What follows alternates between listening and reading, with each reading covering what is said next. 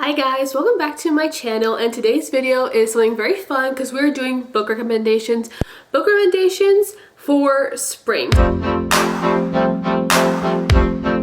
These books just feel like spring to me. They scream springtime. Let's get to it.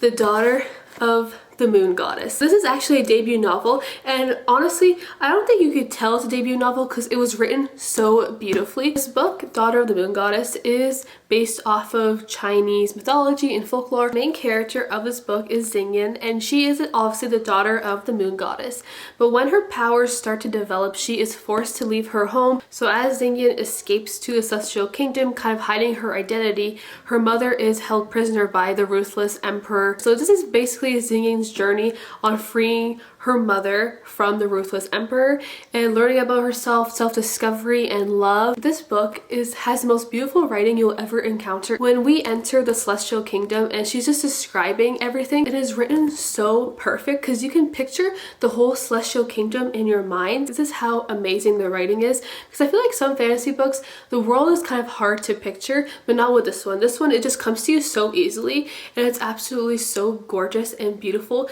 They fly on clouds. They have cloud transportation. So I don't know when we're gonna get that in Canada, but I definitely want to fly on a cloud. The world building and writing is so immersive and atmospheric. We kind of just follow Xingyan's journey of becoming an archer and meeting the crown prince of the Celestial Kingdom.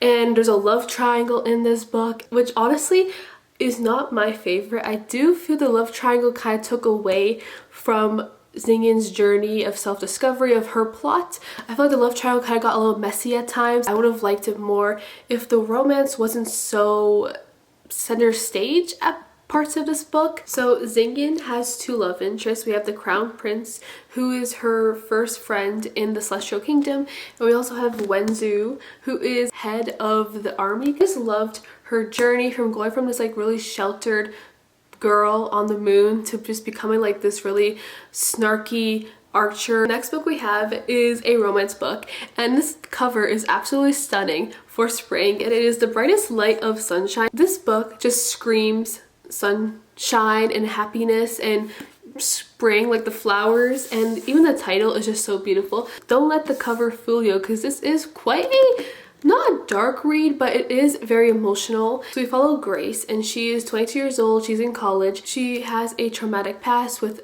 sexual assault, and it's her kind of getting not past it, but healing from this trauma. Then we meet Cal. Grace and Cal meet because she kind of goes get a tattoo from him, but she chickens out.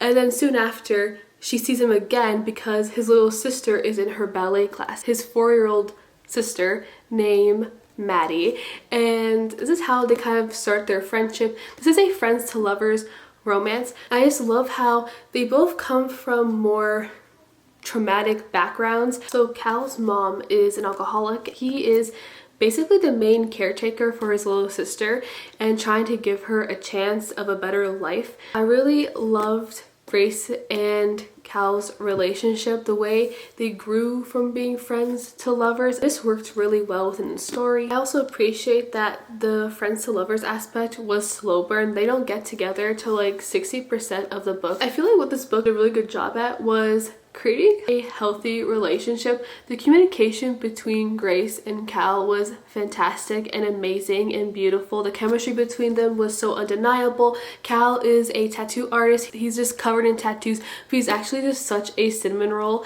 and he's like the sweetest guy. I just love also that Grace and Cal were both introvert kind of sunshine characters. This book just focuses a lot on healing. Grace is just so brave. I really loved seeing her growth throughout the book of becoming more confident. Cal was just, he was just so gentle and protective and caring. I gave this book 4 stars. My only drawbacks for this book was that it is overly long. I'm not a big fan of romance books that are over 400 pages. I feel like it's just not necessary for a romance book.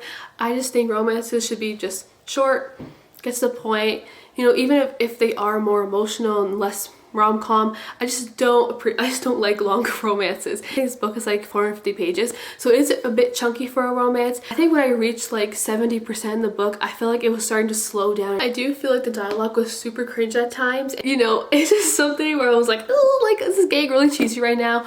but honestly, the romance, cute. The relationship, so adorable. Callahan, hot. I think it's just a perfect book for spring if you want a more emotional journey. Next romance I have is a sports romance. So I'm going to talk about a golfing romance because I think golf is a spring sports. Is it not? I think it is. So here is Fangirl Down by Tessa Bailey. This book feels very spring. So we follow Josephine and Wells. Wells is a famous golfer who is down on his luck. He is losing sponsorships. He is not the golfer that he used to be. We have Josephine. Josephine is Wells' #1 golf fan, completely in love and obsessed with him. So when he throws down the gloves and he's like done with golf, just kind of like, oh, like I guess he's not the man that I thought he was. So they make it kind of a deal. He asks her to be his caddy and they will split the prize money. Her money situation is in shambles, so she really needs that money. So she agrees to be his caddy and kind of help him find his love for golf again.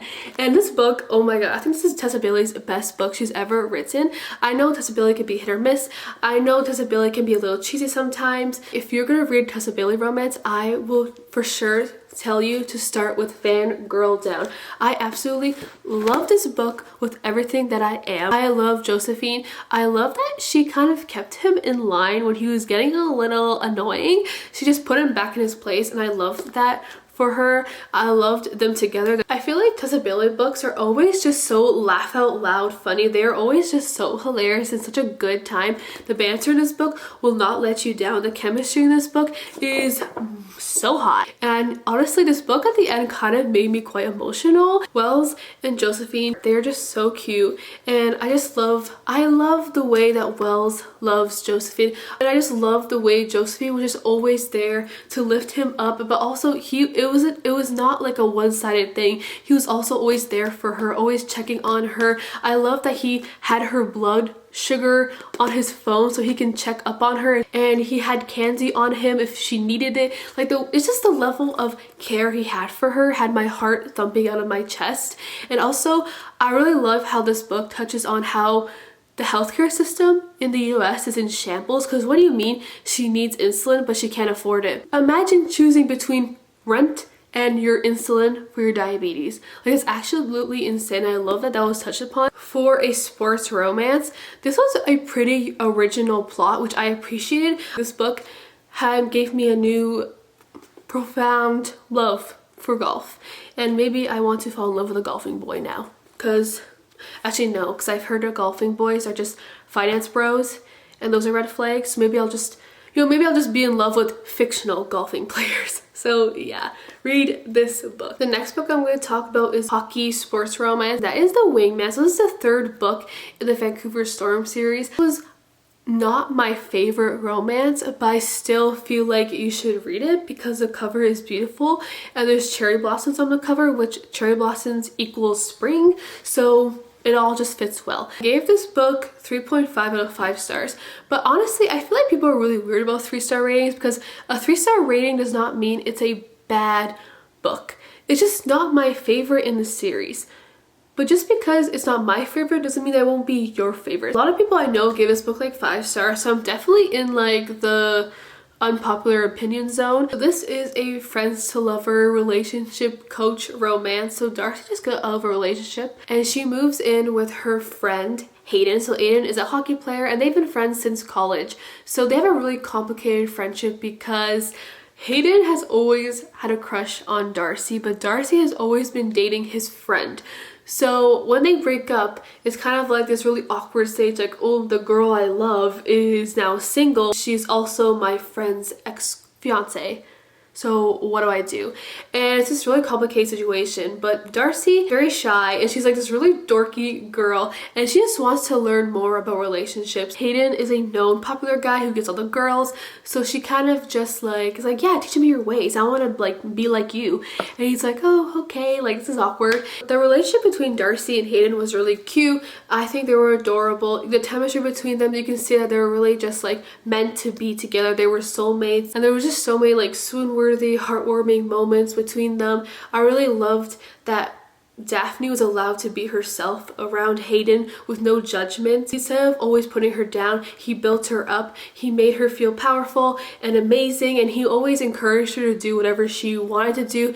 She dyes her hair lavender because she always wanted to have lavender hair, and he's just basically her rock. If you want a romance book that has very lovable characters, this is for you. Next book I want to talk about is actually a graphic novel that I read a few years ago, and I always still think about this book. It's called A Tree Dragon Society. The cover is absolutely so cute, so adorable. I remember I read it a few years ago while eating like a bagel for breakfast. I was just reading and eating my bagel, and I was like, oh my god, this book is so adorable. It made me just so happy inside. It is just pure sunshine, and obviously it has dragons. So the story follows Greta, and she is a blacksmith apprentice who stumbles upon a lost tea dragon, and from there she kind of stumbles into the world of tree dragons after rescuing one. It's just definitely just such a heartfelt read, and it's so charming for all ages to enjoy. I feel like this book just has unlimited charm to it. Highly recommend you read this book for spring because honestly it'll just make you happy inside. The world is beautiful, the presentation is fantastic. If you enjoyed my video, please comment, like, and subscribe to see